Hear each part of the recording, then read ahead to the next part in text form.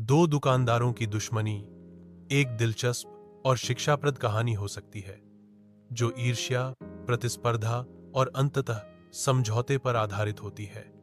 नीचे एक लघु कहानी दी गई है। दो दुकानदारों की दुश्मनी। एक गांव में दो दुकानदार रहते थे, रामू और श्यामू। दोनों की दुकानें आमने सामने थीं। रामू की दुकान पर मिठाइयां मिलती थीं, जबकि श्यामू की दुकान पर नमकीन और चाय।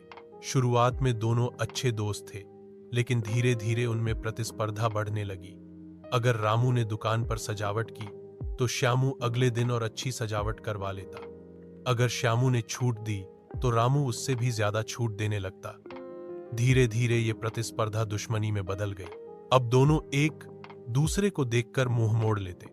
गांव के लोग भी परेशान हो गए, क्योंकि दोनों दुकानें अच्छी थीं, पर माहौल में कटुता थी।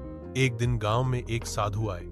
उन्होंने देखा कि दोनों दुकानदार सुबह सुबह बहस कर रहे हैं। साधु ने मुस्कुराते हुए कहा, मैं एक वरदान दे सकता हूं। जो भी पहले मांगेगा उसे वह मिलेगा, लेकिन दूसरे को उससे दुगुना मिलेगा।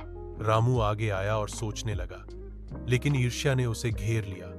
वह बोला, महाराज, मेरी एक आंख निकाल लीजिए। साधु दुखी हो गया, क्योंकि उसने समझ लिया कि ईर्ष्या ने इंसान की सोच को कितना अंधा बना दिया है। यह बात गांव में फैल गई और सबने रामू को समझाया कि दुश्मनी से सिर्फ नुकसान होता है। रामू को अपनी गलती का एहसास हुआ। उसने श्यामू से माफी मांगी। दोनों फिर से दोस्त बन गए और मिलकर व्यापार करने लगे। सीख: ईर्ष्या और दुश्मनी से किसी का भला नहीं होता। मिल जुलकर रहने में ही सच्ची खुशी और सफलता है।